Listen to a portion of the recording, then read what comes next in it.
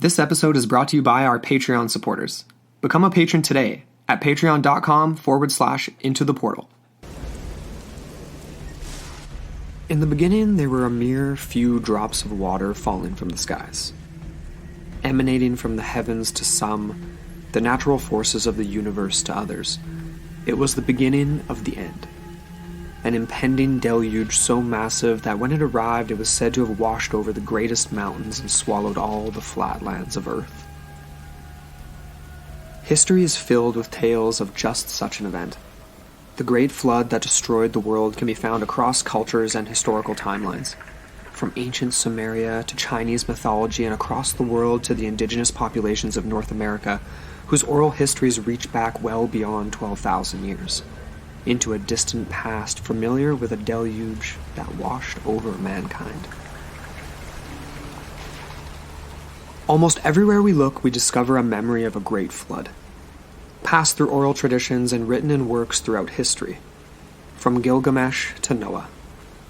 Join us on Into the Portal as we journey around the world, discussing the final resting place of a possible ark, flood stories from distant cultures, and the geological evidence of a very real great flood.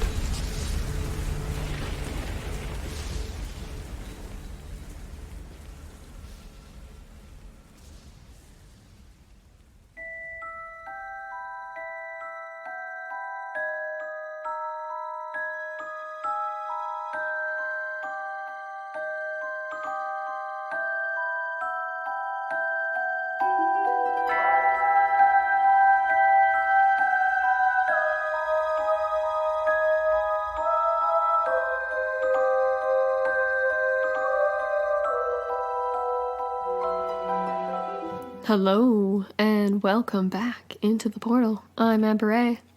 And I'm Andrew McKay. And we're back with part 3 of the Great Flood. That's right. It's going to be officially flooded after this part 3. Really, because I feel like we've almost just touched the tip of the, the right? iceberg, so to speak.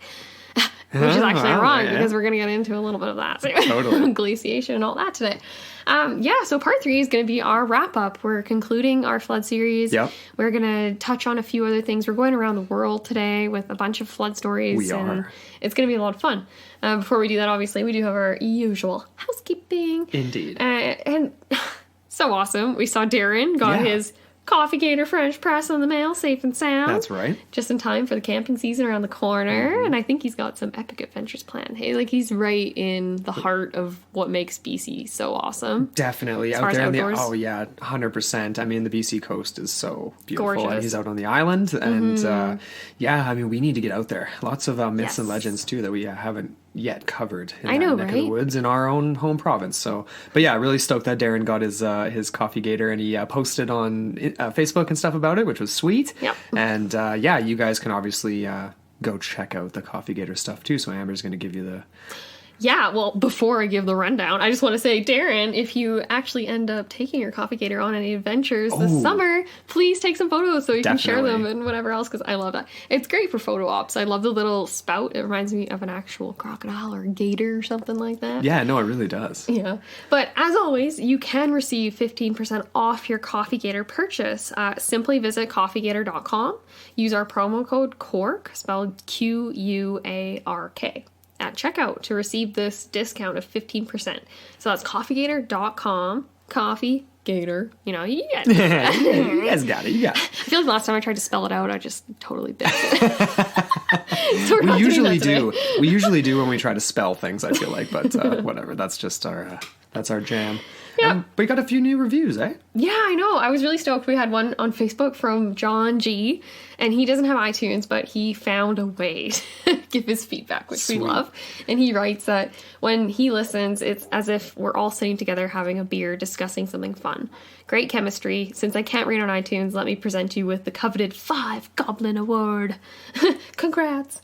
So, yeah, I was pretty stoked on that one. Yeah, that's awesome. And then we also had some from iTunes, too. Yeah, definitely. Well, and yeah, thank you, John. And of course, not everybody has iTunes, so that's totally cool. Like, hit us up. Like, he just sent us a message, which was great.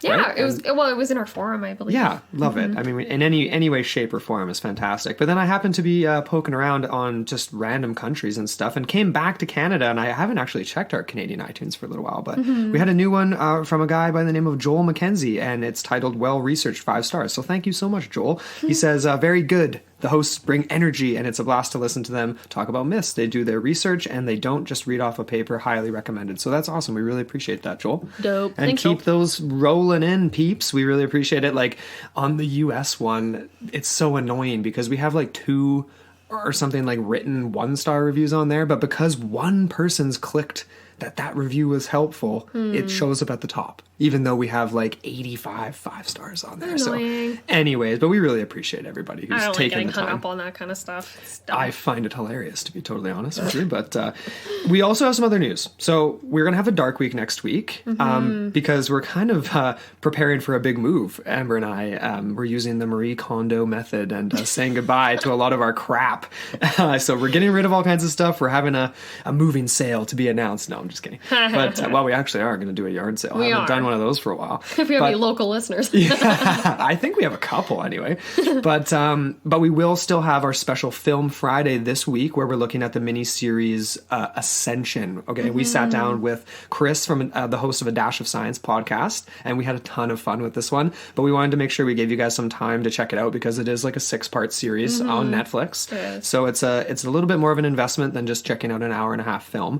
Oh, Netflix? I believe it's on Amazon. Oh, Amazon as well. Okay, cool. Awesome. I believe. I haven't actually. So yeah, make sure you guys go check that out because it is a really cool sci-fi series, and we'll be releasing that on Friday, despite not having the regular episode released. So yeah, we've got a lot of work to do, so we've got a lot of cool things in the mix for you guys coming up. So we just want to make sure we're focused on it. Exactly. Yeah, we've got a lot going on. It's been a lot to keep up with. Definitely. But and we do have other exciting announcements. Stay tuned for the next week or so. We're going to be announcing our March Patreon exclusive. So we've got a brand new full length and a brand new mini-sode coming your way this month for our patrons. Love you guys. Nice. All right, let's get into it here. Let's do it. Before we actually get into what we're going to cover for part 3, let's do a little recap for Sounds part good. 2. Just a quick one. So as far as the search for the Ark, we focus on that quite heavily in part 2. And so I just wanted to recap exactly what story said what, because there was different locations, right? We mainly focused on Ararat, but we did mention a few other locations. So We did.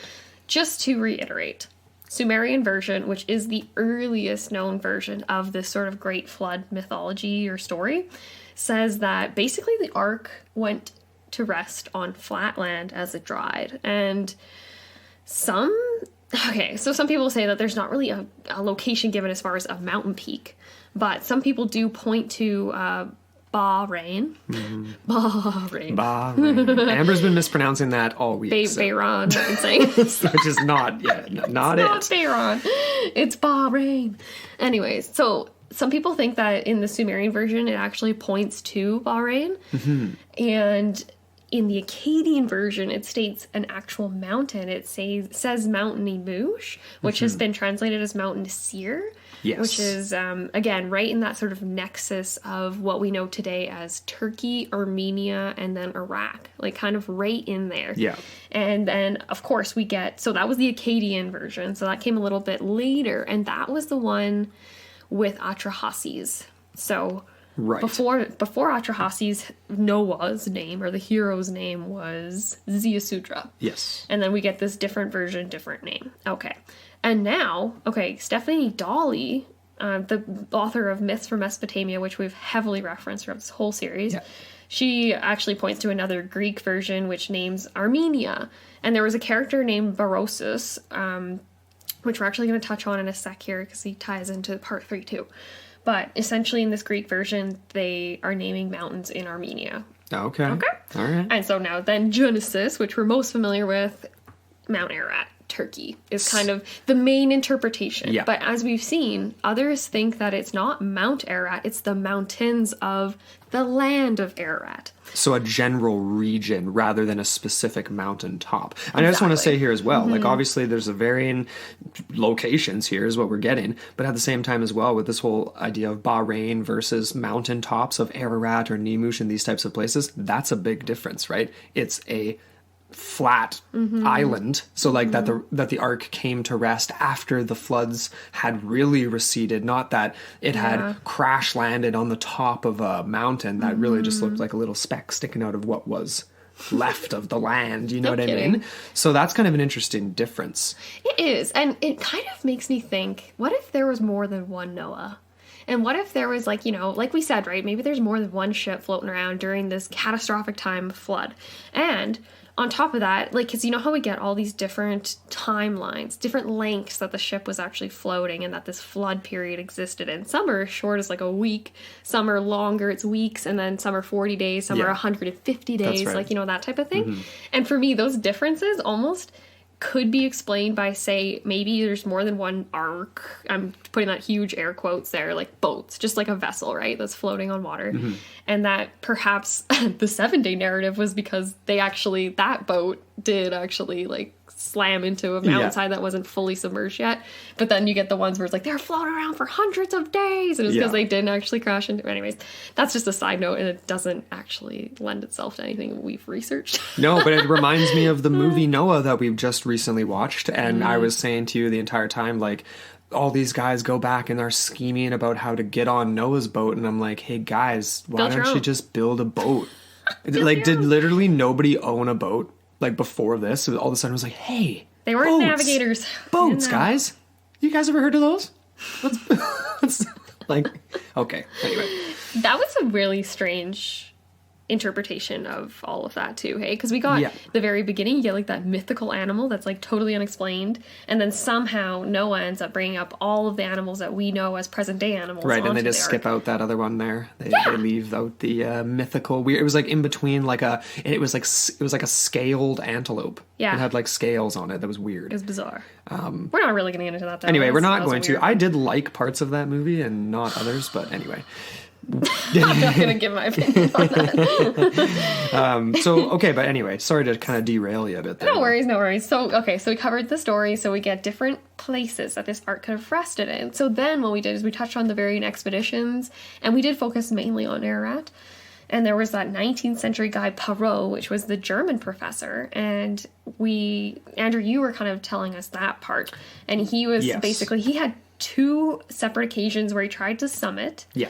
And he wasn't successful. No. But he tried once more. And then on the 3rd, he made it to the top. Exactly. And we missed this detail, but I saw this other resource that said that he actually raised a cross on the top of the mountain. Yeah. And he toasted with wine to Noah as like the first vintner and all that kind of stuff, which you do get reference to in Noah the movie.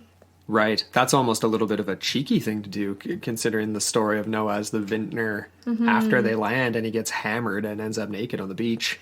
And his kids have to come cover him up so God doesn't see. Yeah. It's not exactly a moment full of pride for Noah, that's for sure. It's bizarre. I toast to you in your naked, drunken ways. That's interesting, though. I mean, definitely trying to, like, Perrault, and I'm almost saying Poirot. I feel like this, like, chubby Belgian man scaling Mount Ararat to find an ark. But, no, Perrault, German, he's very much like a lot of these guys going to look for the ark on Ararat, right? Yeah. Like, they have these preconceptions, they have these... You know, he's staking that cross at the top, and that in and of itself, like, speaks to his entire journey, right? It's almost like he didn't even need to go, because it's like, even if he didn't find the whole arc in and of itself, it's like, it is there to these people looking for it. Very true. Which I think is cool. It's like, in a certain sense, you have to be that way in order to find these things, right? The belief precedes the evidence. Yes, right. Which we're going to see, again, we're going to get another fun narrative about that. But yeah, so all the creationist efforts, like following those 1949 photos that captured what seemed to be an anomaly on the top of Mount Ararat, there was all these investigations that never really seemed to pan out, hey? And we got pretty in-depth with James Irwin, his couple expeditions to Mount Ararat, which I mistakenly reported that he like died. He did not die from his injuries on Mount Ararat, but he did die of heart failure. Very young. He at a died young super age, young. yeah. Yeah. Mm-hmm. Yeah, we mixed that up with, I think, another guy who fell. There was a guy who did fall and die, but he wasn't as like prominent of an arc searcher, so to speak. Exactly. So I don't really want to get too muddled into the whole creationist efforts, because I think that they're working from a skewed perspective on the, like, what they take to be historical accuracies of the Genesis version. So there's a whole bunch of stuff in that I don't even think we need to really touch. Well, the irony about a lot of that is that they're working with the young Earth creation theory in a lot of those cases. So it's like, here's this stuff that's only 6,000 years old. Like the Earth is only 6,000 years old, which in a lot of ironic ways, like, discounts a lot of geological evidence that they could use to potentially, make arguments for a great flood, right? But that the geological evidence points to much, much earlier periods of time. I know, right? So and you're just saying, you know what? Hey, there's great evidence there, but forget about it, huh? Right. Yeah. So just that to me is like, I saw it referred to as like almost like a straw man type of argument, right? Yeah. Because they are ignoring all of these legitimate premises in order to construct what they believe to be accurate. And so again, right, it's very easy to topple those, and which is why I don't really want to get too bogged down in addressing it all. No. In the same breath, though, you need to have both sides, right? You got to have the believers, and then you got to have the hardcore science too. Yeah. I think. Yeah, exactly. And then another thing that we didn't really touch on, which we do want to get back to today, is this Mount Nemoosh. And yeah, the idea that perhaps not as much attention has been paid to Mount Nemoosh / also interpreted as Mount Nisir. Yes. But we'll touch on that again, because apparently, just a lot of people go to Mount Ararat. They don't go to these other places, which is bizarre to me. But anyways, before we get into all these worldwide flood narratives, there are a couple of searches that we actually didn't cover in part 2. And one quick mention, just before we get into this one that's really entertaining, is the fact that apparently in World War I, pre-Russian Revolution, there were Russian aviators that were going over this area, flying over, and they actually sighted what they thought to be the Ark. Really? On Mount Ararat. Mount Ararat. So one specific peak. The peak these guys have been... Okay, crazy. Yes, All right. So the Mount Ararat, not mountains of Ararat. Right. And so the story goes that the Tsar actually sent an expedition, the results of which were subsequently destroyed during the revolution. Oh, man. Of course. But that's almost more like just folklore / urban legend, because a lot of people say that there was nothing to that at all. Really? Okay. Yeah, so it's just a fun mention. Another one that's a little bit more involved, which I really enjoyed, was from this book that I just uncovered this week called If the Egyptians Drowned in the Red Sea, Where Are the Pharaoh's Chariots? And it's exploring the historical dimension of the Bible. It's by a man named Benjamin Adedin Skolnick. Mm-hmm. What a name. Skolnick. So he takes on the entire Bible and its scientific validity in this text, but obviously he inevitably has to touch on Noah and the Ark / epic flood story. Yeah. And just for me, this chapter specifically on the Ark was just, I can't even begin to overstate how entertaining it was, like how he opened it. And he basically goes off on this CBS 2-hour primetime special, which was called The Incredible Discovery of Noah's Ark. And, that's appropriate for a primetime special. Yeah, sure. Yeah. Yeah. And so they featured a biblical scholar and self-described archaeologist. I don't think he actually has any training in the field, but his name is Darren McGavin. And he was the one that was like the main dude giving credence to this latest claim about the Ark. Okay. So this extraordinary claim came from a man named George Jamal, spelled Jammal. Alrighty. And he described how back in this CBS documentary premiered in 1994. Just for, dates and all that. But this guy, George Jamal, allegedly ascended Mount Ararat in 1983. So almost a decade earlier, 9 years earlier. Him and his buddy, Vladimir, or companion, how he's described, they ascended it together. And as they climbed, he doesn't actually state what elevation this was, but he says essentially they found a hole in the ice. So again, this is getting up to the peak, right? Because they're at the icy territory. Yes. Well beyond the tree line. Right. And he describes how they found a hole in the ice into which they climbed. Alrighty. That's ballsy, first of all. Yes, that is really ballsy. Okay, so then he describes, this Jamal character describes how he was inside a chamber made of wood. And there appeared to be pens inside this chamber where animals could be kept. And so in his mind, this affirmed to the pair of them that they had indeed found the Ark, encased in ice on Mount Ararat.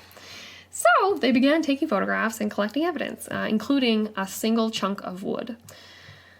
Okay. But tragedy would strike. Dun, dun, dun. So apparently his buddy Vladimir, which only has Vladdy. one name, Oh, poor Vladdy. Bad Vlad, Bad Vlad. he tripped while he was taking a photo of the scene. So Jamal describes it like he was posing in front of what they had found, but I'm confused, right? Because if you've climbed into a hole, I'm assuming everything is pitch black. So you have to have some fancy lights, whatever. Sure, maybe you do. He doesn't describe any of that. But he describes how this doesn't make sense either. Okay, so if you're taking a picture of the scene that you found, Vladimir steps back to get a wide angle shot. Right. Trips, falls, causes an avalanche, gets swept away in the avalanche along with his camera, Of course. dies on the mountain as described by Jamal. And then Jamal manages to make it out. I don't know how he managed this, but essentially him and the piece of wood escape and they make it off of Mount Ararat alone. Okay. Yeah. Pretty dramatic scene. I know, right? So this doesn't make sense though. Like if you're taking a picture of the scene, if you're outside, all you would be taking a picture of is the hole. Because there would be no other evidence, right? No, you wouldn't have the inner wooden chamber. Like, yeah, like all you'd have in there is some sort of a flash to try to capture that. Exactly. But So there's no way you could cause an avalanche while you're inside the chamber, which is what they would presumably be taking photos of. So again, I mean, you would take photos of the entrance as well, obviously. True. You try to document everything, but it does seem a little... Yeah, Convenient? it's a little... Well, yeah, I guess. Yeah. It's kind of one of those reverse convenient things, right? Because it's like, oh, hey, he's dead. But yeah, that is convenient. He took a picture. We don't have the camera anymore. I know, right? All we Right? have is this chunk of wood that's totally decontextualized. But anyway, so this guy, Jamal, he's the opener for the CBS doc. And then essentially what happens in this documentary, which we didn't actually get to watch, which I'm really sad about. We should try and track it down. But essentially what happens is right after that, you get this Darren McGavin, which is the aforementioned biblical scholar. And he starts to, like, you know, kind of expound on these claims and add legitimacy to them. Yeah.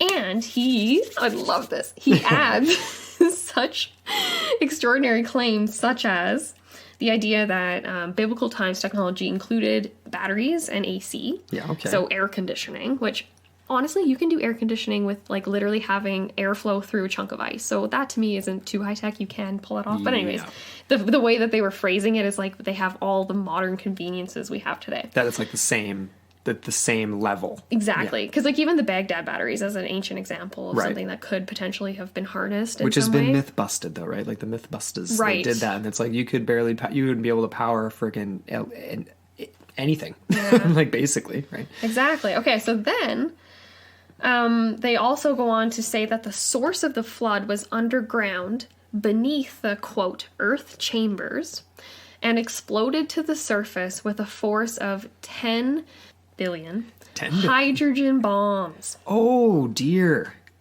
So wouldn't that explode the entire earth? 10 We should get Chris on billion this. hydrogen bombs. I'm gonna go ahead and just guess. Why that have might. billions when you can have millions?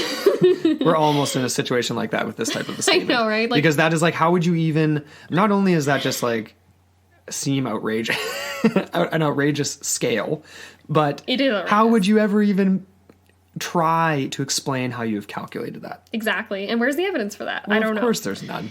Okay, so we haven't even got to my absolute favorite yet. So this is, in this documentary, they state that they have found fossils of animals in, quote, swimming positions, including fish who have been found in positions of terror, fins extended, eyes bulging, Oh no. quote A unquote. fish with eyes bulging. They must have been real scared. But these aren't even actual bodies, it's the fossils. It's not even the actual Oh my god. But of course, if the Earth's only 6,000 years old though, then that times out maybe. Anyway. Maybe. That's hilarious though. But yeah, the idea, positions of terror. I do not think fish can have facial expressions. I know. I don't understand. The mouth is either open or closed. That's it. They don't even have eyelids. Like, No. they can't even blink at you. It's so ridiculous. Oh, that's priceless. So, of course, this guy Skolnick takes a heavy hand with these people. And it's just like a big backhand. Just like, this is ridiculous. And on top of that, the Times, actually, in their July 1993 issue, they actually discovered that Jamal, the original character here, had never been to Ararat before. And there was one source that cited that he had actually taken a chunk of wood, covered it in teriyaki sauce, and then baked it in his California home oven. They're like, the researchers are looking at it being like, this piece of wood is really making me hungry for some reason. Like, It's got that tang. I just want to take a bite out of it. That's ridiculous. That's pretty funny. So isn't that I just loved this guy's approach to it, because he builds it up, right? He makes you seem as if maybe this Jamal guy actually did do this, but then it's just like, boom, just like totally takes the legs out from under you. Yeah. And then he goes on to kind of make a case for why the location of Mount Ararat is really a misinterpretation of the biblical text. And it actually reads, like, literally the verse reads, the mountains of Ararat. It doesn't Which we say mentioned exactly in the last part. And that's kind of, honestly, it's kind of funny because he agrees with Sir Walter Raleigh from the 1600s. Okay. So that it extended much further into Asia. Well, that's where we kind of hit. Like, maybe Western Asia, but he doesn't say, like, like, not like Far East or anything like that. Right, but that they were just like, it is much more vast of a territory to be looking for a potential resting place. Exactly. So then Skolnick, he actually brings this guy, Mr. Umberto Casuto, who is another modern commentator, kind of a skeptic, but more of a researcher, right? He wants to take this seriously, and he again points the idea that this specific text from Genesis it connotes a mountain that's unspecified in the lands of Ararat versus Mount Ararat. Yeah. I think, people latched onto that obviously because it was convenient, even though it's referred to in the plural in Genesis. But people looked at that and were like, it was a mountain everyone knew because of its historical significance, right? Like a point of contention for like border disputes, and it's like, isn't it called like the portal to hell or something? It's something similar to like Portal del Infierno that we mentioned in The Lost City of the Monkey God, because there's so much death that's happened on Mount Ararat. So it just made sense in terms of the story of Noah and like a deluge wiping out mankind for people to latch onto that mountain. True. And just the fact that and ignore the plural. Well, yeah, and it is such an awesome, impressive mountain. When you look at it, it's like, it's big. It's one of the tallest in the world that people go to as like check off their mountain climbing list. Exactly. Yeah. So anyway, Skolnick then kind of goes on to say, like, I have the quote from him, and he's talking about exactly this misinterpretation and where another location could have possibly been. So he kind of says, history and tradition, this is quote, history and tradition misinterpret Genesis by limiting the ark's landfall to the smaller Araxes Valley area included in the Mount Ararat region, rather than the Urartian regions or the mountains of Urartu as described in Genesis. Okay. The Hebrew term Ararat, as it is found in the Bible, is the equivalent of Urartu. So the Assyrian-Babylonian name of a kingdom that flourished between the Aras and Upper Tigris rivers. Okay. So this is referring to a biblical area that can be interpreted as the lands of Ararat. Interesting. Yes. So this is getting into the lands of Ararat. It's like, because originally when I was thinking about it, it'd be like, you're just thinking geographic territory. But this could also describe something even more significant, like that's so cool. It's a region, and it literally is in the very nexus of this region we're talking about, right? The Mesopotamian floodplains, the sort of, the Turkey, Armenia, and Iraqi/Syrian, like that whole area there. The Fertile Crescent. The Crescent. The Crescent. Indeed. So then the Skolnick guy, he's very level-headed, and he goes on to suggest several different places and several interpretations of where the Ark may have come to rest according to these earlier Babylonian and Assyrian traditions, which is kind of what we've taken as as the crux of the meat of the story, you know what I mean? Like, Genesis just came later. Okay, so then we get into Mount Nisir, and he actually suggests that Nisir is the mountain of salvation because Nisir is the Semitic word for salvation. Okay. Yeah, and that the actual mountain may, according to this interpretation, be this mountain that's referred to as Pir Omar Gudron, which is found in Iraqi Kurdistan. 9,000 feet. That's no slouch of a mountain either. It's not. And so that's a very impressive mountain. It could very much be the place where an ark could have rested. You want to try to pronounce this city here? Near the city of... Okay, I'm going to give it a try. All right. Near the city of Suleimania. Suleimania? That's actually not bad. Yeah, I think that's about right. In Iraqi Kurdistan. You can't even look up Pir Omar Gudron, though, because it doesn't even come up on Google Maps. Is that right? It just comes up with like a temple or something. It's annoying. Interesting. But anyways, yeah. He actually suggests another... So this is when we're getting into the Berosus version that I mentioned, that Greek version. Right. And okay, so Berosus, this guy, he's a character in Gilgamesh, I believe. The Greek version of Gilgamesh or something like that. That sounds really familiar. I think you're right. And he actually claims that the ship could be seen on Mount Kudi, which is 7,700 feet in the air, has a spectacular view of the Mesopotamian plain, and it is in Kurdistan, so it's right at that nexus again. Same region. So Mount Kudi, spelled Cudi, is also referred to as Mount Judy. Judy and Cutie. Judy and Cudi, so anyways, just whatever. But if you look up Mount Judy, you'll actually find it on a map. And this is interesting because it's approximately 200 miles south of Mount Ararat and has a lot to back it up. Okay, so in the Quran, this Mount Judy or Kudi is supposed to be Mount Ararat. And it still lies within the biblical region of Ararat. And so I can't remember what it was. There was some interpretation or some wording that actually Mount Ararat and Judy or Kudi were actually the same. Okay, but that potentially doesn't mean that the Ararat we now believe to be Ararat had this alternate name, but that this actually could have been a different mountain altogether. Exactly. Okay. Exactly. And this Mount Judy or Kudi is also famed for many archaeological sites around the mountain, in and around the mountain area. And, the Turkish word for this is Kudi Dog. And so that's where you kind of get Kudi, Mount Kudi versus Mount Judy. But Judy is interesting because it is Arabic for highest. And many Islamic scholars believe that this is the true Ararat mountain because of such. Interesting. And there's local tribesmen that refer to a boat on the mountain, high up in the mountain chain, still resting on what they call Al-Judi, which is just Mount Judy or whatever.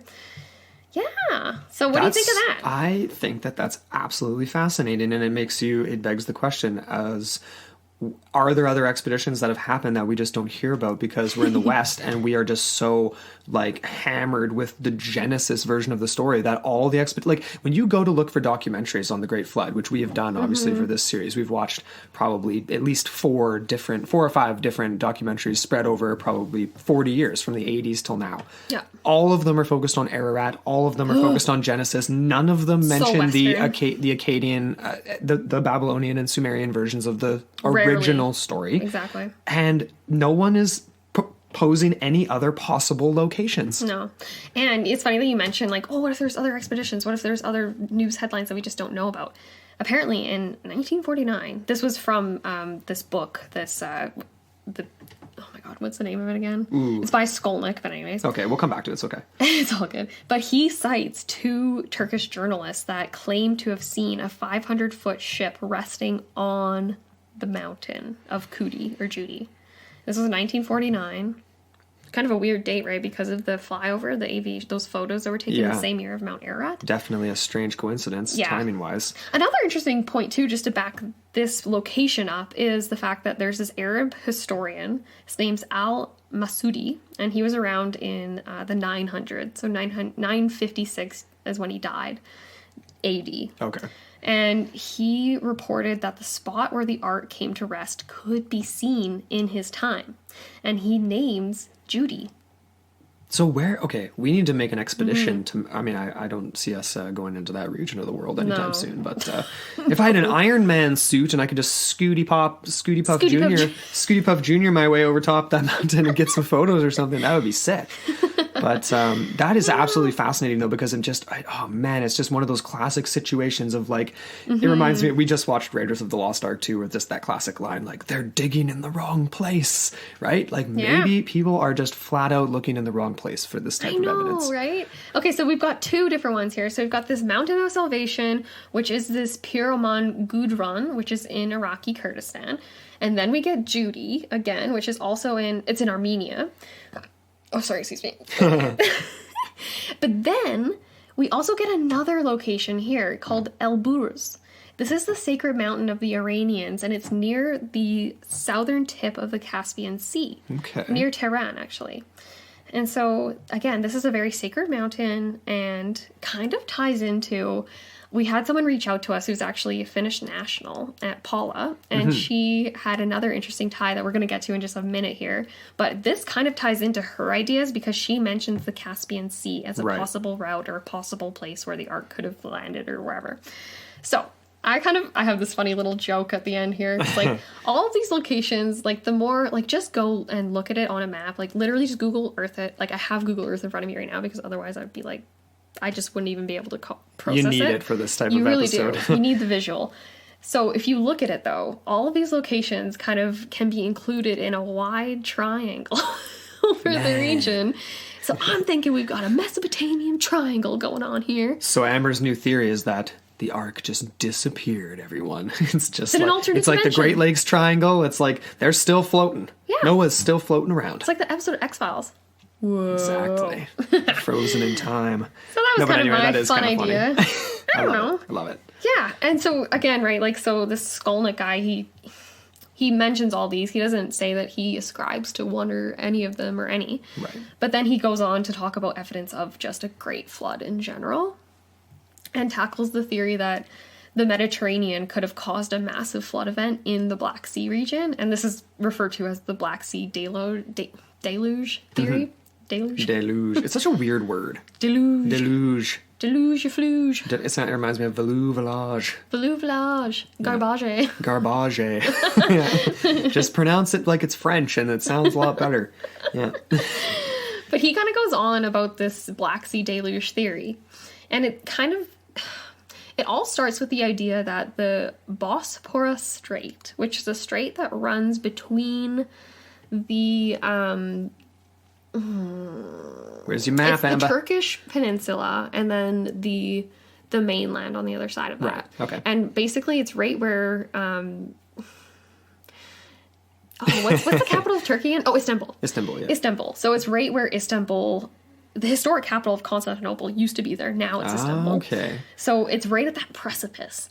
And so the general outline of this theory is that a catastrophic inflow of Mediterranean seawater cascaded into the Black Sea freshwater lake approximately 70 to 100 years ago. Okay. From present day. So again, we're putting it into the approximate 5th millennia BC. Interesting. Okay, so we can work with that for certain flood stories for sure. Anyway, so the general outline again. So it kind of goes off of this glacial meltwater theory. So right now we're experiencing a period of warming, or right now, like in that particular moment. That time. Exactly. So they kind of have this theory, and this was put forth in 1997 by a man named William Ryan and Walter Pittman and a bunch of their colleagues. And they kind of said that as this glacial meltwater turned the Black and Caspian Seas into freshwater lakes that drained eventually into the Aegean Sea, these were all freshwater environments. Right. And so this is just a quote here, it says, as glaciers retreated, some of the rivers emptying into the Black Sea declined in volume and changed course to drain into the North Sea. The levels of the lake dropped through evaporation, while changes in worldwide hydrology caused overall sea levels to rise. The rising Mediterranean finally spilled over a rocky sillate at the Bosporus. So that's that strait that I mentioned. Yes. Bosporus, sorry. Just make sure I say that right. It's all good. The event flooded This is huge. 155,000 kilometers square, which roughly equals about 60,000 square miles of land. And it significantly expanded this Black Sea shoreline to the north and the west. So that's massive. I mean, that is massive. It's still regional. Yeah. But it's huge. It is huge. And it would have been catastrophic. Absolutely. If you were on the coast of this freshwater environment, you would have thought this is the end of the world, essentially. 100%. That would have been... I mean, yeah, the word deluge is the only thing to really describe something like that, right? Because...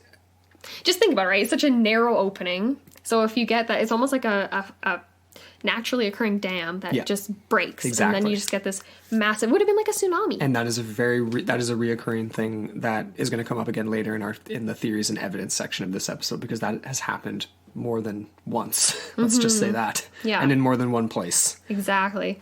And there was a guy named Petko Dimitrov, and he was a Bulgarian oceanographer. In the 1990s, he decided to test this theory, and he dove down in a underwater submersible and found evidence of an ancient beach, and the shells of which dated originally. Okay, so some of these dated to be about 7,000 BCE, so that's even more significant. So that pushes the timeline back like 2,000 years. Yeah. But they also found evidence of a marine environment that quickly overtook a, quote, long-established freshwater system. And so they collected shells from all these sites. There was a lot of sites, and they were focusing on the north end of the Black Sea. And so they tested these, they sent them off to multiple different parties, and then the main findings came back that they were approximately dated to 5580 to 5470 BCE. Okay. And the quote was, "There was not some gradual influx, but one great wave." Well, that is certainly what we're searching for. Isn't that cool though? Ancient Really cool. shorelines, and you're in your submersible, and you're look. Imagine if you saw an umbrella and a beach towel. Got some sunscreen out there. Some ancient guy from the early Bronze Age just Just chilling, like a skeleton, yeah, with sunglasses on. just up from Pompeii, some of those skeletons where they're just straight in the exact position when that volcanic eruption happened. It's actually pretty hilarious. I wonder if this is a dirty thought. I wonder if they found anyone doing it. Oh, I'm sure they did. You'd think they would. I mean, just statistically, you'd think that would have to happen. Somebody had to have been doing that at the time. That just popped in my head. Anyway, that's hilarious. Imagine, I'm not even going to. This is really fascinating, though, this stuff that you're, Dimitrov, because, it makes me want to be, an underwater archaeologist or something, Doesn't it remind you of Titanic? And when they go in and they're, looking at the stuff? 100%. Spooky. And it just would be strange, because you're seeing land formations that shouldn't be where they are. Yeah. Right? Yeah. So, that's again something I'm going to bring up in a little bit here. It's really exciting, hey? Could you Definitely. just imagine that? It's your big aha moment, right in front of you. You're like, oh. Anyways. Yeah. So Now we this just is need the where... Sorry, what? Now we just need the Ark. Well, I think we're ditching the Ark. Oh, well, he's certainly not looking for it down there or anything like that. No, none of these people were. They were just looking for evidence of a great flood. Right. And that's where we get Robert Ballard. And he, again, right, so this is the Titanic dude that we mentioned in part 2 that we were going to get into for part 3. Mm-hmm. And he is a famed oceanographer. He did find the Titanic in, the 1990s, I think. And he got really fascinated about this potential for this crazy epic flood. And he didn't think that anyone is ever going to find an Ark, but he just wanted to prove that a flood event could have actually happened. It's a good place to start. Yeah, and so he was really inspired by Petkov. Was that his name? Yeah, Petko. Petko? Yeah. Petko Dimitrov. What a cool name. Yeah, and so he went and did his own investigations. I think they did at least 2, but he kind of came from this idea of a massive flood event that was caused by glacial meltwaters. Right, yes. And there's a funny quote here, because he's from Connecticut. And he kind of just had this thing where he said, about 12,000 years ago, much of the world was covered in ice. Where I lived in Connecticut was ice a mile above my house, all the way back to the North Pole. And then about 15 million kilometers is just a big ice cube. So that's essentially what we're working with for the amount of water we're working with here. And then he says, but then it started to melt. we're talking about the floods of our living history. Yeah. And that's essentially where he's working from. And then he kind of says here, the question is, was there a mother of all floods? So he kind of was working with Columbia University too, and these two scientists, which I feel really bad I don't have their names in front of me. We'll have it in the sources. It's okay. But they, again, right, they believe that this now salty Black Sea was once an isolated freshwater lake surrounded by farmland until it was flooded by an enormous wall of water from this rising Mediterranean Sea. Okay. Yeah.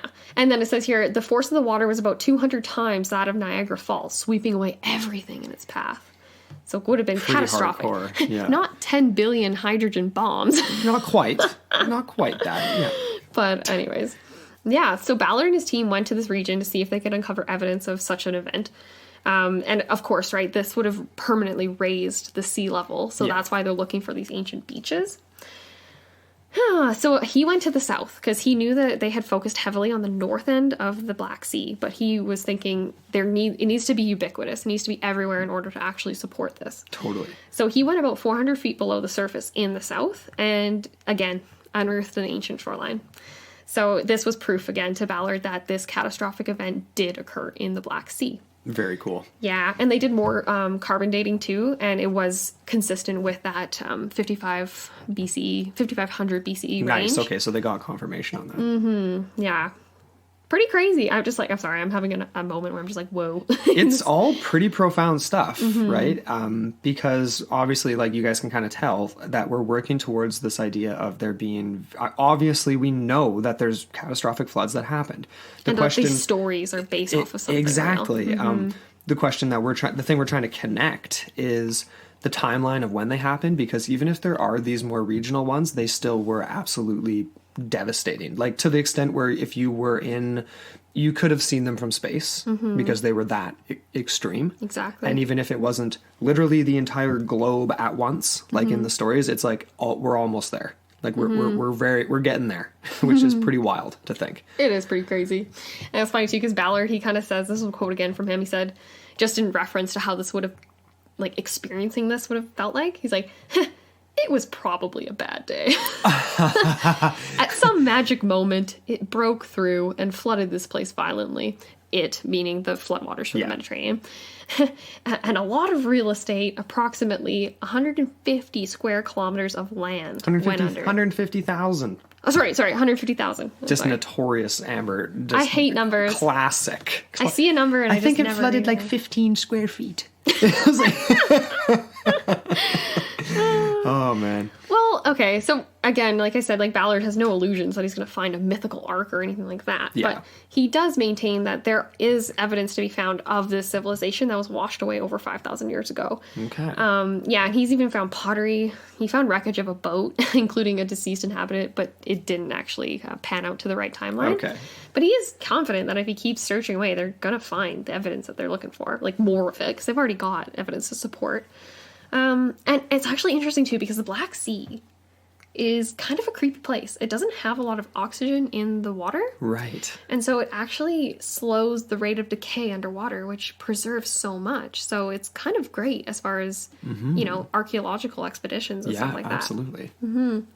As far as, like, the whole Black Sea deluge theory, though, there is kind of, like, ongoing debates about the sort of catastrophic nature, how sudden it was, how extensive it was. Yes. All that kind of stuff. And it does hinge sort of on the geomorphology of this strait since the end of the last glacial age. So this was interesting. This is a quote here. It says, the Black Sea area has been sealed off and reconnected numerous times during the last 500,000 years. So that's interesting too, because some people think that the Bosphorus Strait, oh my god, I keep not saying that right. Bosphorus Strait, either was plugged and then, like, just burst. Exactly, burst. Or maybe it wasn't plugged at all and it has nothing to do with anything. You know what I mean? Party poopers, I say, to those theorists there. I mean... So there needed to be a solid obstruction, which is what that Ryan and Pittman guy, the 1997 guys that wrote the paper, right. They said that exactly that. In order to produce this type of catastrophic flooding, you would need a solid obstruction. And it must have had a significant height as well in order to allow for such a rise on the south side. Man, it's one of those things where it's like, obviously ancient peoples had engineering capabilities, and they I mean, even at this point in time, like, there would have been some, I mean, people had invented things, so it's kind of interesting to think about. Maybe somebody would have looked at that and been like, I wonder if that's not gonna hold. Or like, you know what I mean? Or like, maybe this just feels like a precarious place to be.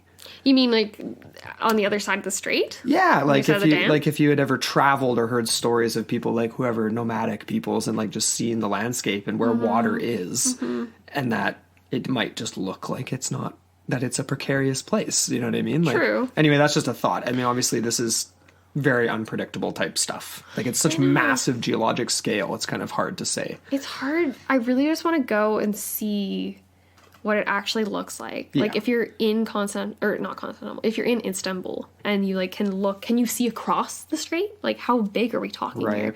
And to me, like, maybe if you have events like, you know, like in the springtime when you get flooding, you get rising waters, you get logs, you get all sorts of like solid just debris. Exactly. Like, so could this be potentially blocked up by debris over time, and then Quite possibly. who knows? I don't know. I'm not an expert. This was another quote, though. It says, a large part of the academic geologic community also continues to reject the idea that there could have been enough sustained long-term pressure by water from the Aegean, so from the Mediterranean side, to actually dig through a supposed isthmus. So some people think that it was an actual solid land, like an isthmus, so it wouldn't have even had the peninsula, or Right, not so- peninsula, sorry, the actual strait going through. Right, so that they would have actually straight carved out the rock. Yeah, exactly. So that was another idea too. But it's very interesting. There's a lot to it, and I feel like we could even dedicate a whole episode just to talking about that. We strait. almost could. No doubt, no doubt. Not today. Not today, no. Let's move on to flood myths from around the world. We are just about to hop into some flood myths from around the world, and I cannot wait. I've been waiting to talk about this with you guys for a while, and I'm excited we've too. got some Chinese mythology, some North American mythology. We're heading over to Australia. We're heading to Finland and some other crazy stuff. But before we do, we have a little break. A little coffee break. A coffee break, courtesy of Coffee Gator. So take a sip of coffee, and we'll be right back. Are you a coffee fiend like us? Then Coffee Gator is about to become your new best friend. Coffee Gator is creating products that are simple to use, made of quality materials, and have a beautiful aesthetic. Oh my god, that pink series is amazing. It really is. But, of course, there is something for everyone. Coffee Gator will up your coffee game whether you are an instant coffee fan or an espresso addict. Seriously. They've got every accessory under the sun, from stainless steel canisters, pour-over systems, cold brew coffee making kits, and insulated glass mugs. They have the tools you need to make your best cup yet, including helpful tips and tricks on their website. So, simply use promo code QUARK, spelled Q-U-A-R-K, to get 15% off your purchase at coffeegator.com. That's 15% off your purchase using promo code QUARK, spelled Q-U-A-R-K, at checkout. So visit coffeegator.com today. Start drinking better coffee with Coffee Gator. And we're back. So, like I just said, we're heading into some other mythologies from around the world that talk about a very similar event. Cool. And before I even dive right into it, I just want to say, because like the pseudoscientists and the hardcore like believers in the global flood happening all at the same time use this as evidence in and of itself, right? The ubiquitous nature of flood stories. They're everywhere. So that must mean there's a global flood. We're not really saying that, but at the same time, I don't want to say that that's outright pseudoscience. Like, when you do see commonalities and similarities in mythologies and in people's oral histories, there's significance to that. There's something tangible in that. Oh, yeah. And it speaks to more so... For me, it doesn't speak to exact parallels across cultures, but it does speak to the importance of such events in people's memories, in collective memories, but then also, oh my gosh, what was my other point? Oh, I did have another side point to make before we actually get into the, into these. Sure. Like you mentioned, like some people use this as an argument for a global flood event. Yes. Other people will flip that on its head and be like, actually, no, all of these mythologies around the world are from missionaries that have spread the word of the original Genesis. Exactly. Yeah. So that, again, I feel is a misinterpretation. Yeah, I agree. But anyways. So we're starting in ancient China and Chinese mythology, the Gunyu. So it's basically, there's multiple flood stories in Chinese mythology. This one is the most prominent. And this particular flood myth is said to have occurred in and around the time of the rule of this emperor named Emperor Yao. Cool. Who some actually believe to have lived to be over 100 years, in and around 100 years. So not quite as long as the pre-Diluvian patriarchs, so to speak, but still kind of in that realm of like, you know, much earlier period of time where people shouldn't have been living to be that old. No. But he's living to be into the triple dig. He's living to be like 3 times older than the average. Wasn't it like 30 to 34? Yeah, something like that, right? Yeah.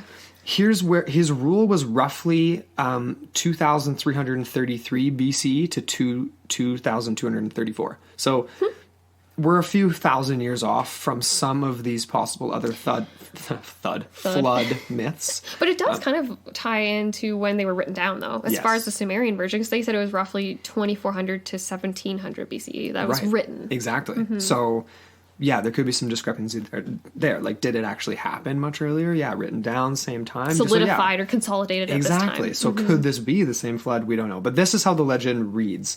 And I actually... I pulled this from an Ancient Origins article, but this is the actual written legend of Yao.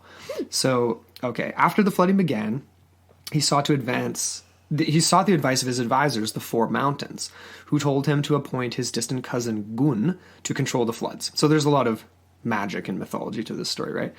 Gun accepted this and chose to steal Zarang, which is basically in this myth is this self-expanding soil that they used that was given to them from the supreme deity in order to actually build dams to try to prevent this flood. Cool. So anyway, magical soil. Right.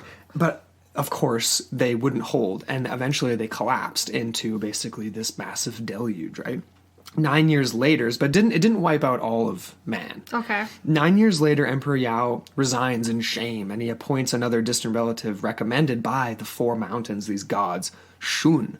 And Shun becomes co-emperor, reorganizes the kingdom to better deal with the flood, because it was almost seen as this, not something sent by the gods to punish, but more of a natural thing that they had to deal with. Like the earth, the powers of the earth, right? Almost more of the ideas, the elementals and things like that. Ooh. So he was still unable, though, this guy, to hold off the floodwaters. And for 4 years, how does this go? And then for 4 years, they continued to rise. So he continued his efforts, claiming that the hard work of the people to build the dams, like basically like slaves, essentially, building dams, dikes, and embankments.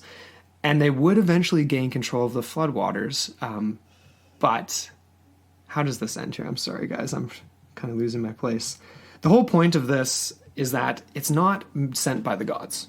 So, like, what's really interesting about these Chinese flood stories is they're not linked to a deluge of an angry deity. And we are missing the whole arc. And there's that missing as well. So, but rather it's like thought to just be of natural causes. But this is interesting though, because it's like, it doesn't get the same treatment as in other cultures potentially, where it's like more mythological, more like, you know, being sent from a god, being a chosen one to build the ark, right? Like it is much more terrestrial. Yeah, much less fantastical. I thought that was interesting. What do you make of that? That is interesting.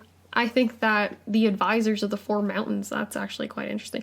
And the idea that man's fixes, right? This idea that the soil that he steals, I'm not sure what sort of implication in, like, you know, like as far as morality or anything like that, if there's anything to deal with that. But to me, what this speaks to is the futile efforts of man at the forces of nature, which kind of plays into Noah and the flood story, where it's like the evils of man and whatever. But we don't get that sort of moral implication here. No, and we don't get the entire wipeout of the world, like the man, like, you know what I mean, like the whole Earth population. No, like it's not sent for that reason. And it's the same. Is it sent though? It's not really sent. Well, exactly. It's just yeah, exactly. That's the idea. Like it isn't sent by a god. It just kind of happens. And this sort of shows up in other Eastern traditions too. So like in Hindu belief and mythology, in their texts, the Satapatha Brahmana, Probably not pronouncing that correctly. They mention a great flood story similar to this Chinese one. With an ark or No ark. no Noah figure? No Noah figure. So I'm not really, so I decided not to focus on that, basically.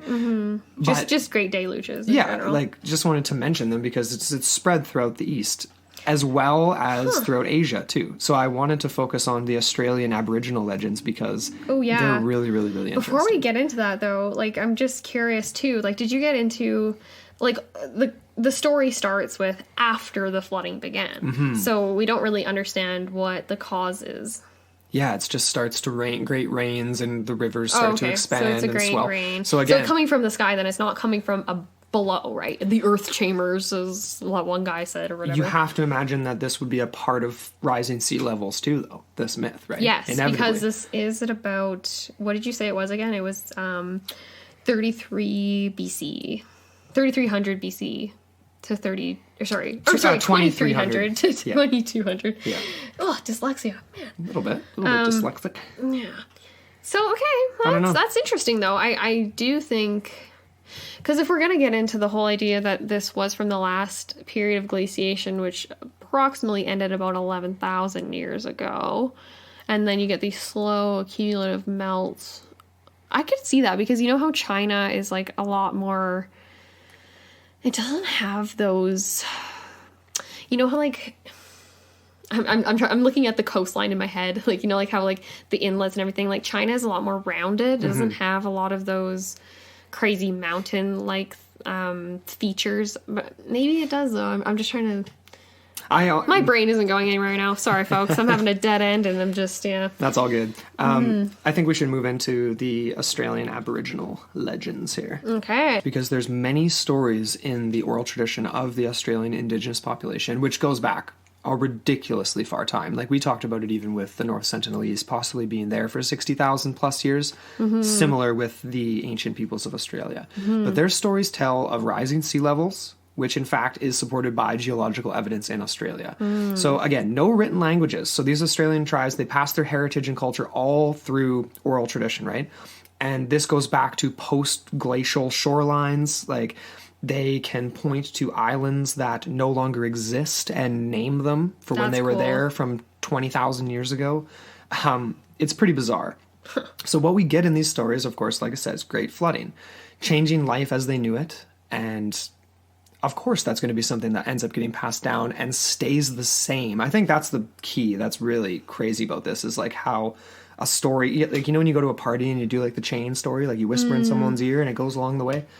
These stories have stayed the same for 30,000 plus years or more of oral tradition. It's kind of crazy. Things don't change that much. That speaks to consistency in the memory, collective memory. So this, I pulled this information from The Guardian, but really interesting. So Sunshine Coast University marine geographer, a guy by the name of Patrick Nunn, and the University of New England linguist Nicholas Reed, they've been working on kind of looking at 21 different Indigenous stories in Australia across the continent and trying to sync up the events, like flood events that have occurred between 18,000 and 7,000 years ago, when they know the sea level rose by 120 meters.